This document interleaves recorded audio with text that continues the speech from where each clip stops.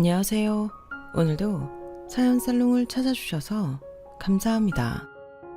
수원에 사는 30대 중반 여성이에요.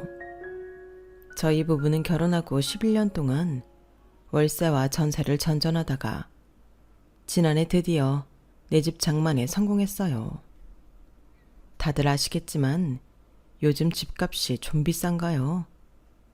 예전에는 복권에 당첨되면 팔자가 바뀐다고들 했지만 요즘은 로또 1등에 당첨돼도 어지간한 아파트 하나 못 살 지경이니 말 다 했죠. 엊그제 기사를 보니 그런 이유로 로또 당첨금을 올리는 방안을 논의 중이라고 하더라고요. 그렇게 힘든 내 집 마련을 저희 부부가 해낸 데에는 남모를 사정이 있어요. 혹시 이 사연을 저희 아주버님과 시동생이 듣는다면 땅을 치고 후회할 일 말이죠. 사실 따지고 보면 삼형제 모두에게 똑같이 있었던 기회를 놓친 건 두 사람이니까 미안할 건 없지만 그래도 일부러 속을 긁기는 싫어서 우리 부부는 내 집 마련을 할 수 있었던 이유를 비밀로 붙이고 있어요. 이왕 털어놓기로 작정하고 사연을 보내는 거니까 말을 하자면 하루아침에 하늘에서 돈이 뚝 떨어졌다고 할 수 있겠네요. 이게 무슨 자다가 봉창 두드리는 소리냐고요? 그럼 지금부터 자세한 상황을 전해드릴게요. 저와 남편은 초등학생 때 만났어요. 물론 그때부터 사귀어 온 건 아니지만 그때도 저는 남편한테 호감이 있긴 했어요. 제 남편이 성격이 좋아서 인기가 많았거든요. 왜 그런 사람이 있잖아요. 어느 무리에 들어가든지 분위기를 업시키는 사람이요. 그렇다고 타인을 깔아뭉개서 웃을 수 있는 상황을 만드는 게 아니라 그냥 그 사람 말 한마디, 표정 하나, 행동 자체가 타인에게 즐거움을 주는 사람이요. 제 남편이 그런 사람이었어요. 사실 얼굴은 목에 칼이 들어와도 잘생겼다고 해줄 수는 없는 정도지만 성격이 좋고 하는 행동이 사랑스러워서 괜히 좋게 보이는 타입이에요. 그런 남편과는 반대로 저는 침울한 아이였어요. 표정도 늘 어둡고 입고 다니는 옷도 늘 무채색이었고 말주변도 없어서 말 한마디 안 하고 지나는 날이 많을 정도였죠. 그러니 친구가 없는 건 당연하고요. 제가 그런 성격을 가지게 된 데는 저희 집 환경이 한몫했다고 생각해요. 저희 집은 집안 형편도 좋지 않았지만 부모님 사이도 좋지 않았어요. 아빠랑 엄마는 얼굴만 마주쳤다 하면 서로 못 잡아먹어서 안달인 분들이었어요. 어릴 적 친구 손에 이끌려 갔던 교회에서 목사님이 말씀하시길 세상엔 귀하지 않은 사람이 없다고 했지만 저는 적어도 저희 부모님한테만큼은 절대로 귀하지 않은 사람 같았어요. 저는 술에 취했던 부모님이 하룻밤 실수로 가진 아이였거든요. 엄마가 임신 사실을 조금만 일찍 알아차렸어도 아마 저는 이 세상에 없었을 거예요. 불행인지 다행인지 저희 엄마는 처녀 때 심각한 저체중이어서 임신 7개월이 돼서야 배가 불렀고 부랴부랴 병원으로 달려가게 되었어요. 하지만 그때는 이미 손을 쓸 수가 없는 상황이어서 하는 수 없이 저를 낳게 된 거죠. 아빠도 엄마도 원치 않는 임신이었기 때문에 두 분은 싸울 때마다 저를 가진 거에 대해 서로에게 책임을 돌리곤 했어요. 야, 그때 네가 임신만 안 했어도 내 인생이 이렇게 꼬이진 않았어. 어떻게 된 여자가 7개월이 되도록 자기가 임신한 걸 모르냐? 네가 그러고도 사람이냐? 아유, 누가 들으면 내가 억지로 애를 가진 줄 알겠네. 인간아, 임신은 나 혼자 했니? 내가 동정녀 마리아야? 네가 책임지지도 못할 짓 해놓고 누구한테 덤태길 씌워? 야, 나야말로 그때 정린이만 안 가졌어도 이 모양 이 꼴로 살진 않았을 거라고. 너야 애초에 가망 없는 인생이었지만 난 아니라고. 너만 만나지 않았으면 지금쯤 나는 영민 씨랑 결혼해서 의사 부인으로 살았을 거라고. 웃기고 자빠졌네. 야, 영민이 자식이 미쳤냐? 너처럼 골빈년이랑 결혼을 하게? 걔한테 넌 주인 없는 지각 같은 애였어. 부르면 언제 어디든 와서 술값 계산해주고 그렇게 가는 멍청한 년. 그런 것도 모르고 헛물 켜기는. 뭐가 어쩌고 저째? 뚫린 주둥이라고 말 함부로 하지 말랬지?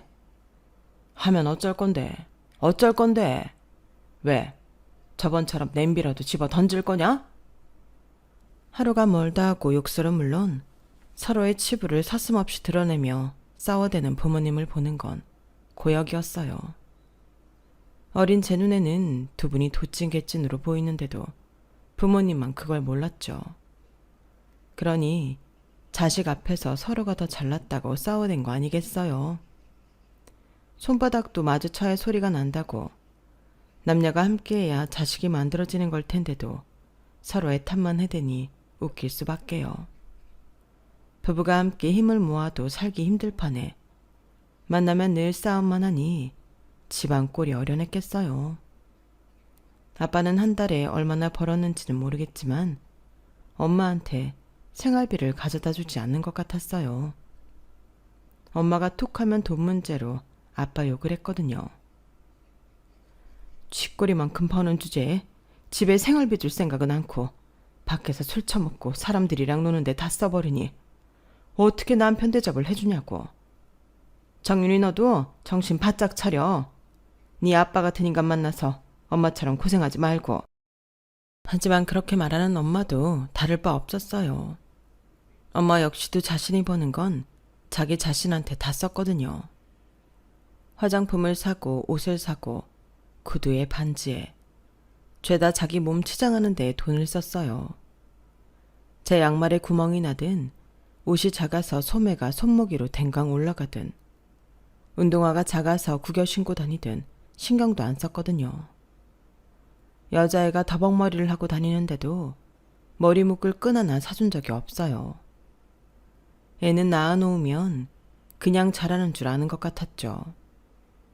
오죽하면 친구 엄마가 머리끈도 사주고 주변에서 헌옷을 걷어다가 빨아다 제게 입혀줬겠어요. 근데 웃긴 게 뭔지 아세요? 그걸 보고 저희 엄마가 친구 엄마한테 화를 냈다는 거예요. 이 여자가 정말 웃기네? 우리 애가 거지 새끼야? 왜 남이 입던 옷을 주워다 가져 입혀? 지금 거지 동양주니? 정윤이 엄마, 무슨 말이 그랴. 난 그저 애가 늘 작은 옷을 입고 다니니까 보기 안쓰러워서 그랬지. 그리고 남이 입던 옷이면 어때? 우리도 어릴 때 옷 얻어다 입고 자랐잖아. 깨끗하게 빨아서 입힌 거라고. 그러니까 왜 당신이 내 애한테 그런 것까지 해주냔 말이야. 어머니 엄마인 내가 있는데. 혹시 너 내 남편이랑 나 몰래 놀아놨던 거니? 그런 거지? 저한테 옷까지 구해다 입힌 채로 친구 엄마는 엄한 의심까지 사게 되었고 그 일로 친구네 아빠까지 달려와 큰 싸움으로 번지고 말았어요. 그날 이후 친구는 저랑 말도 섞지 않았고 저는 왕따가 되고 말았죠. 누가 저한테 말이라도 걸라치면 아이들이 그랬어요. 야, 쟤한테 말 걸면 안 돼. 그러면 쟤네 엄마가 찾아와서 난리친대. 맞아. 우리 엄마도 정윤이랑은 놀지 말라고 했어. 쟤네 엄마 이상하다고. 자식한테 신경을 안 써주는 건 상관없지만 그나마 얼마 안 되던 인간관계까지 끊어놓다니 정말 저희 엄마는 부모로서 실격이었어요. 그렇게 저는 학교에서 외톨이가 되었고 그런 시간은 제 남편이 우리 반으로 전학을 올 때까지 이어졌어요. 대개 전학생들은 친구 사귀는데 어려움을 겪기 마련이지만 워낙 사교적이었던 남편은 전학 오고 일주일도 안 돼서 친구들에 둘러싸이게 되었어요. 그 일주일 동안 남편이 대화를 나누지 못한 사람은 우리 반에서 저 한 사람뿐이었죠. 그러던 어느 날이었어요. 점심시간에 도시락을 먹고 있는데 누가 제 도시락통에 들어있는 줄줄이 소세지를 낼름 집어가지 뭐예요.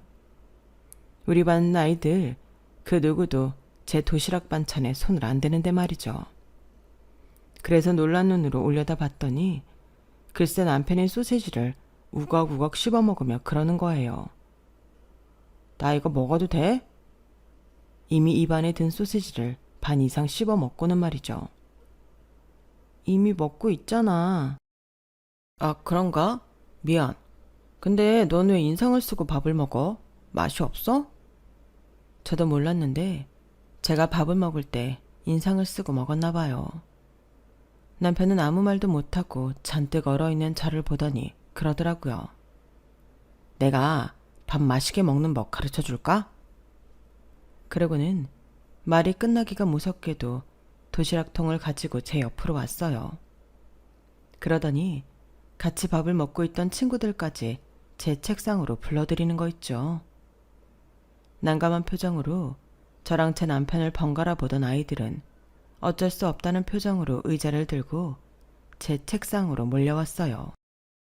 그러자 남편이 저를 보고 방실방실 웃으며 그러더라고요. 밥은 같이 먹어야 맛있대. 우리 아빠가 그랬어. 앞으로는 같이 밥 먹자. 순식간에 벌어진 상황에 저는 아무 말도 할 수 없었어요. 그런데 남편의 오지랖은 그게 끝이 아니었어요.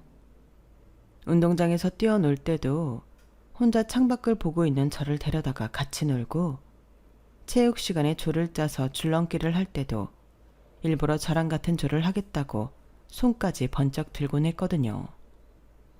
아이들한테 인기가 좋은 남편이 사사건건 저를 끌어다 밥도 같이 먹고 놀이도 같이 하자 다른 아이들도 하나둘 제게 말을 걸기 시작했어요. 그리고는 어느새 방과 후에 다 같이 운동장에서 축구도 하고 오징어 게임도 하면서 놀게 되었죠. 언젠가 남편한테 그때 왜 그렇게 나를 챙겼냐고 물었더니 남편이 피식 웃으며 그러더라고요. 당신 예쁘게 생겼잖아. 그래서 말 걸어보고 싶었어. 생각과는 너무도 다른 남편의 대답에 헛웃음이 났지만 그것도 그거대로 기분 좋았어요. 아무튼 남편 덕분에 아이들 속으로 들어갈 수 있게 된 저는 하루가 다르게 표정이 밝아졌어요. 우울했던 지난날은 온데간데 없이 사라지고 원래 타고난 제 본성 그대로 살게 된 거죠. 우리는 중학교까지 같은 학교를 다니다가 고등학교 때 저는 여고, 남편은 남고로 배정을 받으면서 떨어지게 됐어요. 하지만 학교는 달랐어도 여전히 거의 매일 얼굴을 보고 지냈어요. 앞에서도 말씀드렸지만 저희 집 사정이 좋지 않잖아요. 부모님은 제게 무관심하기까지 하고요. 저는요, 초등학생 때부터 용돈이라는 걸 거의 받아본 적이 없어요. 아무리 어린 아이라고 해도 아이들 나름의 세계가 있는 건데 어떻게 저희 부모님은 애가 돈 한 푼 없이 살 수 있다고 생각했을까요? 아니, 애초에 제 생각 자체를 안 하셨던 거겠죠. 그러니 어쩌겠어요. 목마른 사람이 우물 판다고 제 손으로 용돈벌이를 하는 수밖에요. 사실 돈을 벌어야겠다는 생각을 하게 된 건 남편 덕분이었어요. 제가 집에서 용돈을 못 받고 산다는 걸 안 남편이 제게 알바자리를 물어다 주었거든요. 아무리 그래도 그렇지 초등학생이 무슨 아르바이트냐고 하시겠지만 알바가 별거 있나요? 노동력을 제공하고 그에 따른 돈을 받으면 알바죠. 남편이 주선해준 아르바이트 자리는 바로 제 시아버지가 하시던 피자집 박스 접는 일이었어요. 왜 영화 기생충에서도 나오잖아요. 온 가족이 모여 앉아서 박스를 접던 장면이요. 제가 했던 일이 바로 그거였어요. 그 영화에서처럼 따로 박스 접는 사람을 고용했던 건 아니었지만 남편이 어떻게 말을 했는지 아버님이 흔쾌히 제게 일을 맡기셨죠. 뭐 그렇게 하고 받은 돈이 사실 그리 큰 돈은 아니었어요. 일이 고정적으로 있는 것도 아니었고요. 하지만 용돈 한 푼 못 받고 살던 저 같은 초등학생에게는 오랜 가뭄에 단비가 내리는 격이었죠. 그러다 중학생 때부터는 남편과 함께 아버님 가게 전단지 알바를 했고 고등학생 때는 홀서빙 알바를 했어요. 아, 저희 아버님이 업종 변경을 하셔서 저희가 고등학교에 다닐 때는 샤브샤브 집을 하셨거든요. 남편도 그렇고 저도 그렇고 공부에는 소질도 없고 관심도 없던 처지라서 일찌감치 생업전선에 뛰어들려는 마음이 컸어요. 그래서 야간 자율학습을 빠지고 아르바이트를 할 수 있었어요. 그때 아버님 가게에서 번 돈은 제 용돈으로 사용하기도 했지만 고등학교 졸업 이후 시작했던 제 사업의 미천이 되기도 했어요. 어릴 때부터 새 옷을 입고 살 처지가 못 돼서 남이 입던 옷을 얻어다 입었던 저는 다행히도 손재주가 있어서 일찍부터 리폼해서 옷을 입고 다녔거든요. 그 기술을 10분 발휘해서 22살 무렵 조그맣게 구제 옷가게를 운영했어요. 22살짜리 애가 돈이 있나요? 어릴 때부터 알바 뛰며 모은 돈이랑 고등학교 졸업하고 3년 가까이 죽어라 번 돈으로 차렸죠. 혼자 했던 건 아니고 고등학교 동창 둘이랑 창업 자금을 분담해서 했어요. 그런데 모든 일이 그렇잖아요. 처음에 시작할 때는 모든 걸 다 이룰 수 있을 것 같지만 막상 해보면 뭐 하나 쉽지 않은 거요. 임대료가 저렴한 곳을 찾다 보니 너무 도로 안쪽에 있어서 그런가 손님이 들어오지 않는 거예요. 처음 오픈하고 3개월 동안은 공치는 날이 부지기수였어요. 여유 자금을 가지고 시작한 일이 아니었기 때문에 매달 돌아오는 임대료는 내는 날이 정말 무섭게 느껴지더라고요. 아마 장사를 해보신 분들은 알 거예요. 그게 얼마나 살떨리는 두려움인지를요. 결국 친구들과 저는 한 사람만 가게에 앉혀놓고 둘은 밖에서 아르바이트를 뛰며 돈을 벌어왔어요. 그 돈으로 임대료를 내고 사입도 하고 공과금도 내고 했죠. 하지만 이런 짓도 하루 이틀이지 5개월을 넘어가니 더는 안 되겠다는 생각이 들더라고요. 결국 친구 하나가 투자금은 나중에 회수하는 걸로 하고 몸만 빠져나갔고 저 외 나머지 친구가 길을 쓰고 버텨가며 가게를 운영했어요. 그렇게 딱 1년째 되던 날에 나머지 친구마저도 손을 털고 나갔어요. 나의 첫 사업이 이렇게 실패로 끝나는구나 했는데 군대에서 제대한 남편이 솔깃한 제안을 하는 거예요. 뭐? 여기서 카페를 하자고? 제정신이니? 너도 보면 알겠지만 여기 반지하야. 너라면 이런 데로 커피 마시러 오겠어? 뷰 좋은 카페가 널리고 널렸는데. 컨셉만 제대로 잡으면 경쟁력이 있다니까. 큰돈 들여 인테리어까지 할 수는 없으니까. 복고. 그래, 복고풍이 좋겠다. 우리 외할머니 댁에 오래된 찻잔이랑 미싱, 휴지 같은 거 창고에 가득 쌓여있거든. 그런 고가구 가져다 잘만 꾸미면 그것도 나름대로 분위기가 날 것 같은데. 어때? 무엇보다 이 오빠가 바리스타 자격증이 있으시잖니. 내가 두 팔 걷어붙이고 도와줄게.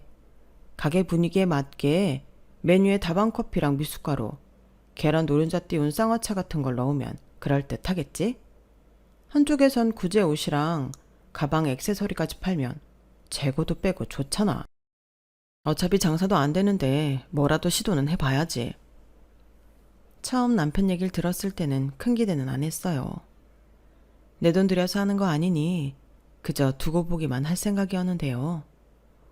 오, 이게 다 꾸며놓고 보니 정말 그럴싸한 거예요. 남편은 싸이월드에 수시로 가게 사진을 업데이트했어요. 워낙 마당발이었던 덕분에 남편 지인들이 하나둘 가게에 찾아와 주었고 그 친구들이 가지치기를 하면서 손님은 하루가 다르게 늘어갔어요. 그러다 어느 순간부터 남편 친구들의 아지트로 변모했고 여름엔 가게로 들어오는 계단 입구에 간이 테이블을 놓고 노천 카페 분위기도 낼 수 있었어요. 남편이 합류한 지 반년도 안 돼서 가게는 늘 손님들로 북적일 정도가 되었고 1년을 넘어서면서는 식당 자리까지 인수해서 확장을 하게 되었어요. 그러면서 간단한 식사류도 만들어 팔게 되었죠. 아무래도 식사류는 단가가 있다 보니 매상을 올리는 데 유리하더라고요. 하지만 우리가 할 수 있는 음식이라는 게 김치볶음밥이랑 토스트 정도여서 매출에 한계가 있었어요. 그래서 하루는 아버님께 조언을 구했더니 궁중떡볶이 어떠냐? 찜닭 레시피에서 닭만 빼면 되니까 만들기도 쉽고 양념장은 우리 가게에서 만들어 줄 테니까 재료비만 내고 받아가. 떡이랑 당면, 채소만 손질해서 끓여나가면 되니까 쉽고 좋잖아. 역시 장사에 남다른 감이 있으신 아버님 덕분에 궁중떡볶이는 우리 가게 대표 베스트셀러가 되었어요. 커다란 찐딱 접시에 한가득 나가는 거라서 양도 푸짐하고 무엇보다 떡볶이임에도 단가가 꽤 나가서 매출 올리는데도 큰 몫을 했죠. 그렇게 남편과 동업한 지 2년 만에 저는 친구들 투자금을 다 빼주고 생애 첫 나만의 보금자리를 마련할 수 있었어요. 월세 오피스텔이었지만 부모님 눈치 안 보고 혼자 마음 편히 살 수 있으니 그렇게 좋을 수가 없더라고요. 복층 구조로 되어 있어서 잠은 2층에서 자고 생활은 1층에서 할 수 있으니까 뭐랄까 삶이 업그레이드된 기분이라고 할까요? 암튼 가게 근처에 오피스텔을 얻고부터는 이동하는 데 들던 시간도 줄일 수 있어서 몸도 많이 편해졌어요. 그리고 의도치 않게 남편과 가까운 사이로 발전하게 되었고요. 밤늦게 가게 문을 닫다 보니 남편이 저희 집에서 자고 가는 날이 종종 생겼어요. 씻고 간단하게 맥주 한잔 하고 자자 했는데 술이 어디 마음대로 끊기나요? 맥주 한 캔이 2캔이 되고 2캔이 3캔 되면서 취기에 오른 두 청춘이 한 침대에서 잠들게 된 거죠. 10년 넘게 친구로 지냈던 우리는 그렇게 연인 사이가 되었고 동거를 시작으로 결혼까지 하게 되었어요. 따지고 보면 만남에서 결혼까지 가는데 10수년이 걸렸지만 주변에선 우리가 이렇게 될 줄 진작부터 알고 있었다고 하더라고요. 심지어 저희 시아버지까지도요. 모르면 바보지. 니들이 초등학생 때부터 껌딱지처럼 붙어 다녔는데 당연한 거 아니니? 내 아들이 보기엔 까불까불한 것 같아도 은근히 일편단심이거든. 12살 때부터 이날이 때까지 여자라곤 새하기 너 하나뿐이었다. 내 아들이라서 그러는 게 아니라 요즘 세상에 저런 놈 없어. 공부를 못하는 게 좀 흠이긴 하다만 왜 그런 영화 제목도 있잖니? 행복은 성적순이 아니라고. 모르긴 해도 저 녀석이랑 살면 평생 웃으면서 행복하게 살 수 있을 거다. 너 결혼 잘한 거야. 일찍 아내와 사별한 뒤 재혼조차 않고 홀로 새 아들을 키워오신 아버님만 봐도 제 남편이 누구를 닮아 일편단심인지는 알 것 같았어요. 남편 성격 좋은 거야 제가 제일 잘 아니 더 말한 것도 없고요. 우리 부부는 비록 넉넉하지는 않았어도 같이 있는 시간이 지루하지 않고 늘 웃음이 피어날 정도로 행복했어요. 제가 살던 월세 오피스텔에서 신혼집을 시작해 전셋집을 전전하고 30이 넘도록 내 집 장만조차 못했지만 그래도 억만금을 가진 부자보다 행복하게 살았다고 자부해요. 아무리 친한 친구 사이라도 1년 365일 하루 종일 붙어 있다 보면 한 번쯤은 싸우기 마련이잖아요. 그런데 저희 부부는 지금까지 단 한 번도 싸운 적이 없어요. 물론 제가 삐쳐서 퉁퉁거린 적은 좀 있지만 남편의 개구진 장난 때문에 그런 시간은 길게 가지 않았거든요. 그렇다고 저희 부부한테 걱정이 없었던 건 아니에요. 결혼하고 5년이 넘어가는 시점까지도 저희 부부한테는 아이 소식이 없었거든요. 손이 동서와 손아래 동서는 다들 딸과 아들을 출산했는데 조카들이 자라는 모습을 보니 부럽기 그지없더라고요. 제가 이럴 정도니 삼형제 중 특히나 아이를 좋아하는 제 남편은 오죽했겠어요. 조카들 재롱에 아주 녹아내려가더라고요. 그런 사람한테 아이 하나 안겨주면 얼마나 좋겠어요. 그걸 못하니 저는 속만 썩어 들어갔죠. 그러던 어느 날이었어요. 연락도 없이 형님이 조카를 데리고 가게로 왔더라고요. 한껏 차려입은 걸 보니 작정하고 꾸미고 나온 것 같았어요. 아니나 다를까 대학 동기들과 만나기로 했다더라고요. 동서, 우리 민주 딱 3시간만 봐주라. 장사하는 집에 찾아와 애 맡기는 거 미안하긴 한데 내가 정말 맡길 데가 없어서 그래. 애 봐주는 도우미 아줌마가 갑자기 못 온다고 연락이 왔지 뭐야. 어쩜 그렇게 사람이 책임감이 없는지 이참에 잘라버려야겠어. 암튼 여기 가방에 우리 애 먹일 간식이랑 물티슈, 색칠 공부까지 다 챙겨놨으니까 딱히 손 갈 일은 없을 거야. 부탁 좀 할게 동서. 그러세요 형님. 안 그래도 민주 보고 싶었는데 잘 됐네요. 그이도 엄청 좋아할 거예요. 민주는 걱정 마시고 마음 편히 시간 보내고 오세요. 그렇게 저는 조카를 돌보게 되었어요. 거래처에 갔다 온 남편도 조카를 보자 좋아서 어쩔 줄 모르더라고요. 조카는 카운터 옆 탁자에 앉아 제 남편과 종이 접기도 하고 그림도 그리고 놀았어요. 그러다 밥때가 돼서 밥을 먹고는 남편과 함께 비누방울 불기를 한다고 가게 밖으로 나갔어요. 형님이 가게로 온 건 그즈음이었죠. 민주는 남편이 잠깐 데리고 나갔다고 하자 형님은 테이블에 앉아 대학 동기들 모임에서 있었던 일을 쉴 새 없이 떠들었어요.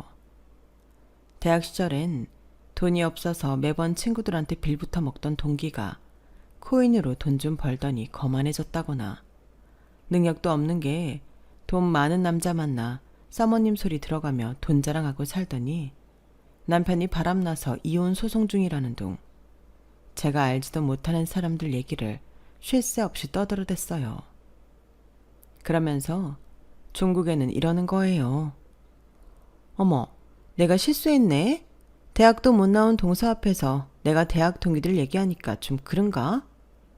솔직히 우리 또래에 대학 안 나온 사람들은 좀 드물잖아. 그래서 내가 동서 입장을 생각 못했어. 이해해 줄 거지? 아니, 대학 안 나온 사람은 대학 나온 사람들 얘기도 들으면 안 되는 건가요? 어려운 전공 얘기를 하는 것도 아니고 고작 친구들 뒷담화 까는 것밖에 없으면서 말이에요.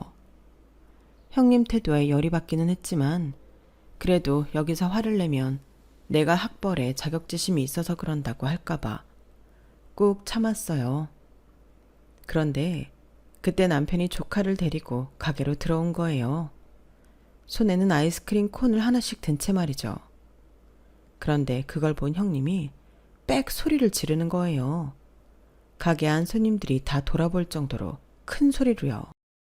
어머 도련님, 지금 우리 민주한테 그런 불량식품을 사준 거예요? 세상에 민주야, 그거 당장 버려. 너 이거 얼마나 먹었어? 어? 형님이 달려가 애 손에서 아이스크림을 뺏고 소리를 지르자 아이는 울먹거리다가 금세 울음이 터졌어요. 남편은 난감한 표정으로 어쩔 줄 몰라 했죠. 그래서 제가 나서서 아이를 달랬어요. 민주야, 울지 마. 엄마가 민주 걱정돼서 그러시는 거야. 혼내시는 거 아니야. 형님, 혹시 민주 아이스크림 알레르기라도 있나요? 그런 거 아니라면 별 탈은 없을 것 같은데요. 이 제품 불량식품 아니거든요. 저도 여기 아이스크림 좋아하는데요. 이 업체는 재료도 좋은 거 써서 아이들 먹여도 괜찮은 제품이에요. 그러자 형님이 어이없다는 표정으로 저를 노려보며 그러는 거예요. 동서, 지금 나한테 가르치는 거야? 동서가 나를? 기가 막혀.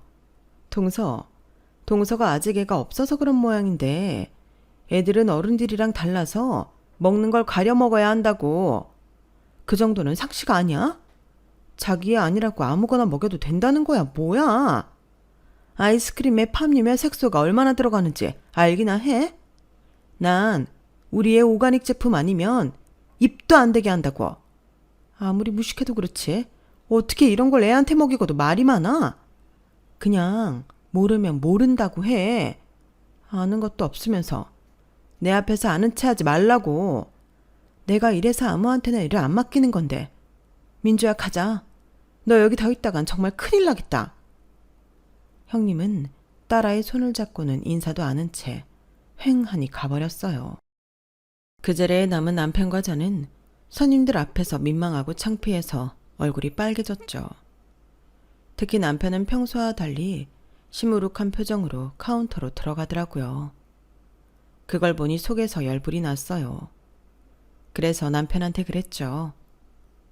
당신이 잘못한 거 없어. 그 아이스크림점 유기농 제품만 파는 곳이잖아. 애들이 먹어도 안전한 제품만 파는 가게라고. 형님이 몰라서 그런 거지. 당신이 잘못한 게 아니란 말이야. 형님도 진짜 웃겨. 자기가 잘났으면 뭐. 그렇게 자기 자식이 걱정되면 그깟 쓸데없는 모임 가지 말고 자기 애나 볼 것이지. 왜 엄한 우리한테 이 난리래? 내가 민주 앞이라서 참은 거야. 안 그랬으면 아주 그 빵빵한 볼따기를 한 대 쳤을 거라고. 얼굴에 얼마나 시술을 했는지 얼굴이 빵떡같이 빵빵해서는 난 또 혹반맹이는 줄 알았네. 그 말에 남편은 크크거리며 웃었어요. 웃는 모습을 보니 그제야 꽉 막힌 것 같던 속이 좀 뚫리더라고요. 야, 그래도 형수님한테 호빵매는 좀 그렇다. 호빵 우먼이면 몰라도. 남편은 말장난을 하며 제 말에 장단을 맞춰주었어요. 하지만 그날 일이 내심 마음에 걸렸는지 이후로는 조카들한테 먹을 걸 사주는 일은 없었어요. 그런데 웃긴 게 뭔지 아세요? 우리 앞에서는 그렇게 유난을 떨며 애 먹거리 단속을 하던 형님이 정작 집에서는 밥하기 귀찮다고 애한테 툭하며 라면을 먹인다는 거예요. 아주버님이 저희 남편이랑 술 한잔하며 그 얘기를 하는데 진짜 어이가 없더라고요. 저희 앞에서는 온갖 잘난 척을 다 하고 사람 무시하는 말도 서슴없이 하는 형님이지만 아버님 앞에서는 또 달랐어요. 어찌나 착한 척을 하나 몰라요.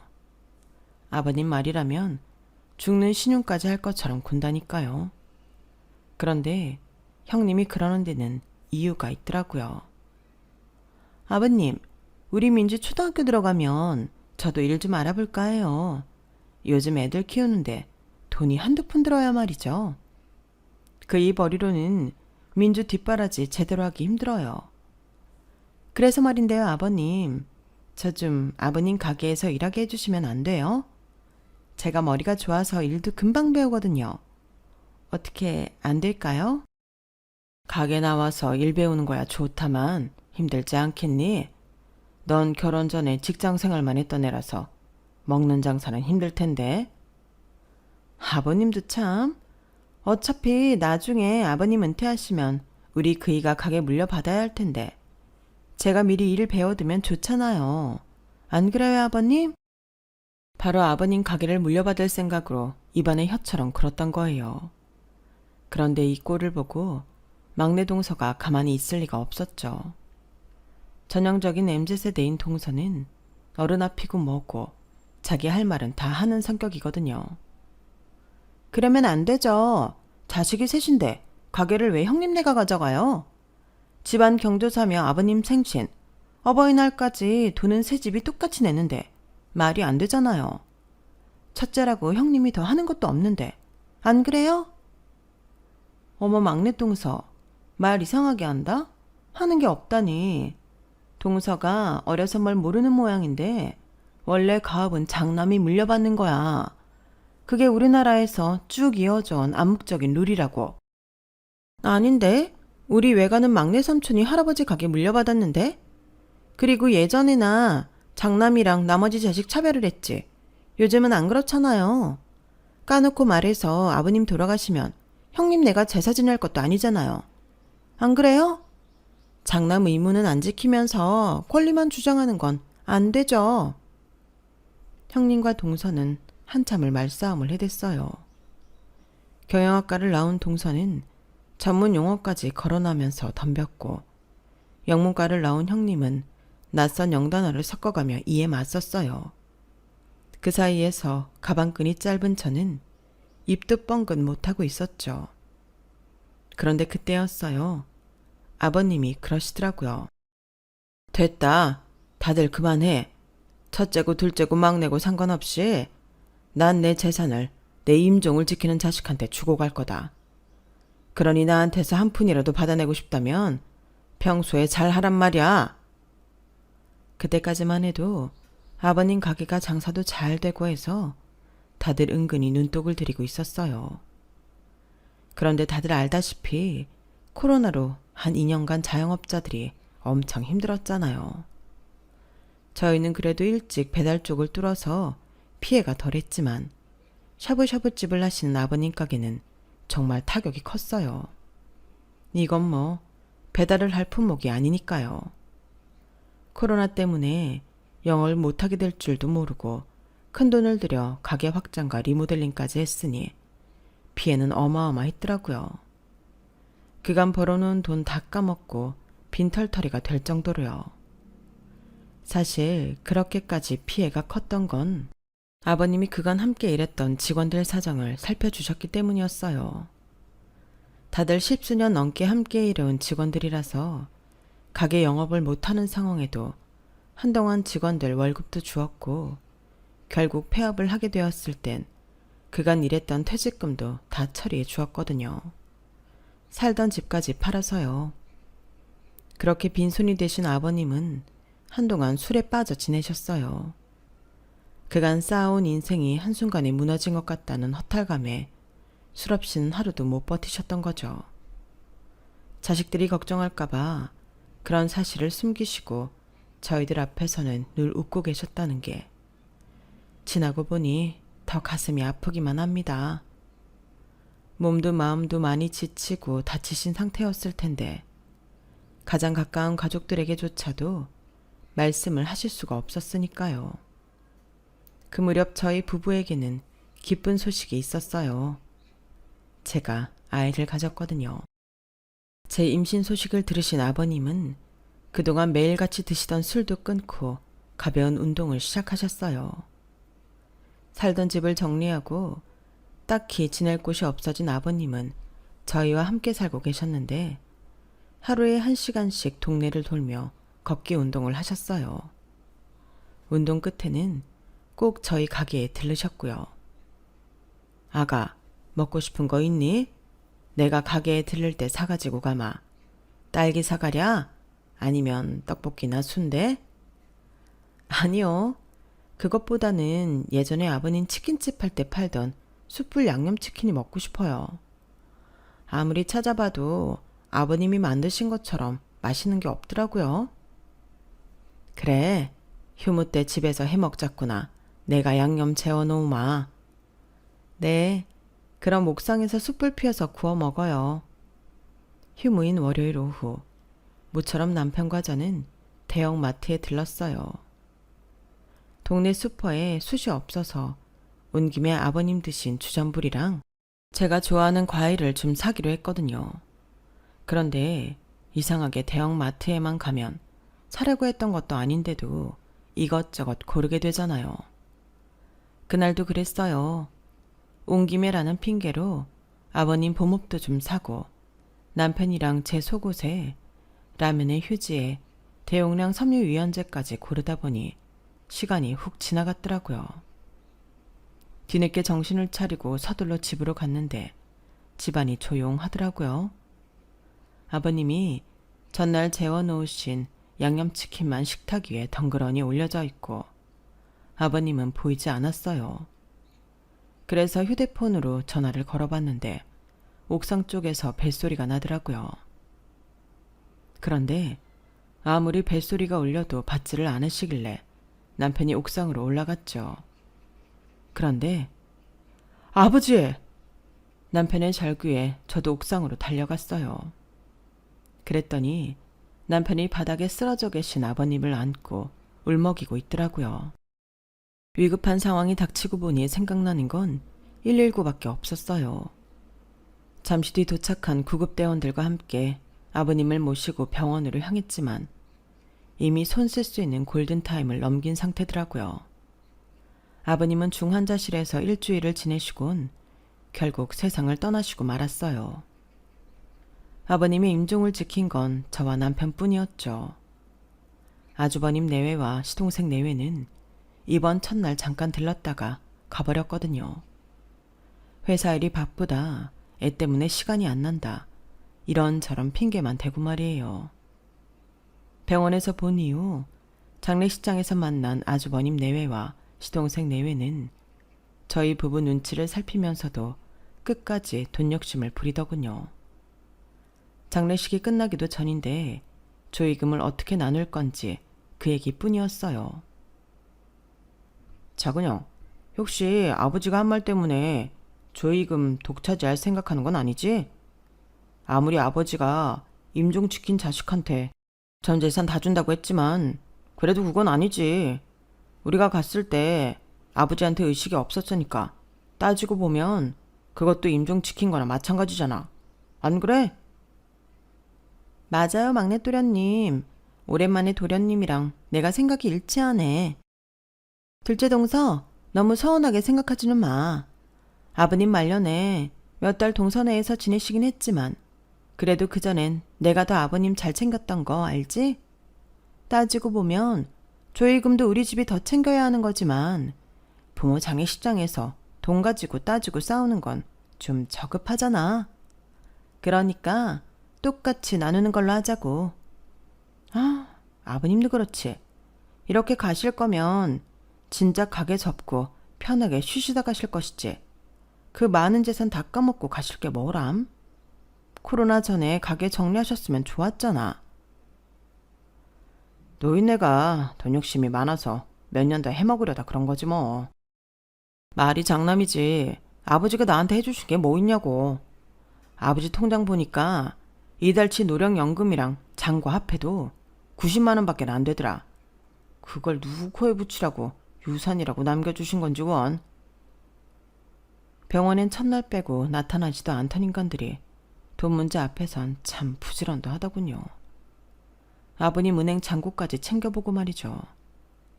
무정한 형제들 사이에서 입을 꾹 다물고 있던 남편은 한참 만에 말을 꺼냈어요. 그럼 아버지 유품은 어떻게 할래? 형도 참, 아버지 유품 중에 쓸만한 게 뭐 있다고 그걸 나눠. 그냥 작은 형이 다 가져. 그래, 막내 말이 맞다. 죽은 사람 물건 집에 들이는 것도 좀 그러니까 난 필요 없어. 다들 필요 없다고 해서 결국 아버님 유품은 우리 부부가 정리하기로 했어요. 장례가 끝나고 다음 날까지 우리 부부는 침대에 누워 있었어요. 손 하나 까딱하기 싫더라고요. 남편도 기운이 없는지 좀처럼 일어나질 못했어요. 자다 깨다를 반복하고 있었는데 꿈에 아버님이 나오신 거예요. 줄 게 있으시다며 주머니에서 꼬깃꼬깃한 종이를 꺼내주시는데 가만 보니까 복권이더라고요. 아버님은 환하게 웃으시며 그걸 제 손에 꼭 쥐어주셨어요.